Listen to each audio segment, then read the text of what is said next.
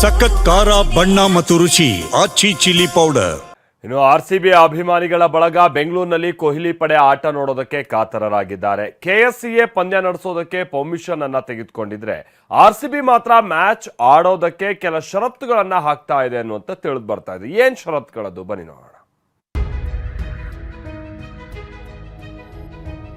ಬೆಂಗಳೂರಿನ ಚಿನ್ನಸ್ವಾಮಿ ಸ್ಟೇಡಿಯಂನಲ್ಲಿ ಆರ್ಸಿಬಿ ಪಂದ್ಯಗಳನ್ನು ಆಡಿಸುವುದಕ್ಕೆ ರಾಜ್ಯದ ಗೃಹ ಇಲಾಖೆ ಗ್ರೀನ್ ಸಿಗ್ನಲ್ ಕೊಟ್ಟಿದೆ. ಕರ್ನಾಟಕ ಕ್ರಿಕೆಟ್ ಮಂಡಳಿ ಕೆಎಸ್ಸಿಎ ಕೂಡ ಪಂದ್ಯ ಆಡಿಸೋಕೆ ನಾವು ರೆಡಿ ಅಂತಿದೆ.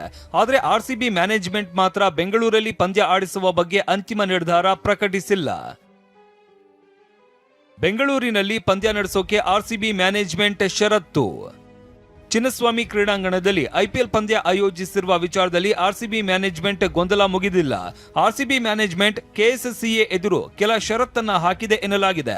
ಕಾಲ್ತುಳಿತ ಪ್ರಕರಣದಲ್ಲಿ ಆರ್ಸಿಬಿಗೆ ಜನದಟ್ಟಣೆ ನಿಯಂತ್ರಣ ವಿಧೇಯಕ ಬಿಲ್ ಸಂಕಷ್ಟ ತಂದಿದೆ. ದುರಂತಗಳಿಗೆ ಆಯೋಜಕರೇ ಹೊಣೆ ಅಂತ ಬಿಲ್ನಲ್ಲಿದೆ. ಇದಕ್ಕೆ ಕನಿಷ್ಠ 10 ವರ್ಷ ಶಿಕ್ಷೆಯಾಗುವ ಅವಕಾಶ ಇದೆ. ಹೀಗಾಗಿ ಈಗ ಇರುವ ಕಾಲ್ತುಳಿತ ಕೇಸ್ ಕ್ಲಿಯರ್ ಮಾಡಿಸುವಂತೆ ಆರ್ಸಿಬಿ ಮ್ಯಾನೇಜ್ಮೆಂಟ್ ಕೆಎಸ್ಸಿಎಗೆ ಒತ್ತಡ ಹಾಕಿದೆ ಎನ್ನಲಾಗಿದೆ. ನೇರವಾಗಿ ಸರ್ಕಾರಕ್ಕೆ ಹೇಳಿ, ಆರ್ಸಿಬಿಗೆ ಕೆಎಸ್ಸಿಎ ಉತ್ತರ. ಕಾಲ್ತುಳಿತ ಪ್ರಕರಣದಲ್ಲಿ ಈಗಾಗಲೇ ಆರ್ಸಿಬಿ ಮ್ಯಾನೇಜ್ಮೆಂಟ್ನ ರಾಜೇಶ್ ಮೆನನ್ ಮತ್ತು ಇತರರು ಬೇಲ್ ಮೇಲೆ ಹೊರಗಿದ್ದಾರೆ. ಈಗ ಬೆಂಗಳೂರಿನಲ್ಲಿ ಪಂದ್ಯ ನಡೆಸುವ ಮುನ್ನ ಕಾಲ್ತುಳಿತ ಪ್ರಕರಣವನ್ನ ಕ್ಲಿಯರ್ ಮಾಡುವಂತೆ ಆರ್ಸಿಬಿ ಮ್ಯಾನೇಜ್ಮೆಂಟ್ ಕೇಳಿದೆ. ಈ ವಿಚಾರ ರಾಜ್ಯ ಸರ್ಕಾರಕ್ಕೆ ತಿಳಿಸಿ ಅಂತ ಕೆಎಸ್ಸಿಎಗೆ ಆರ್ಸಿಬಿ ಹೇಳಿದೆ ಎನ್ನಲಾಗಿದೆ.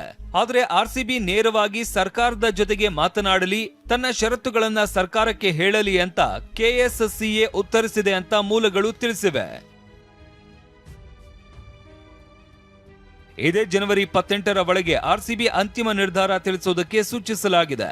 ಇದರ ಮಧ್ಯೆ ಮ್ಯಾನೇಜ್ಮೆಂಟ್ ಈ ಷರತ್ತುಗಳನ್ನು ಹಾಕಿದೆ ಎನ್ನಲಾಗಿದ್ದು, ಸರ್ಕಾರ ಯಾವ ತೀರ್ಮಾನ ಕೈಗೊಳ್ಳುತ್ತೆ ಎನ್ನುವತ್ತ ಎಲ್ಲರ ಚಿತ್ತ ನೆಟ್ಟಿದೆ.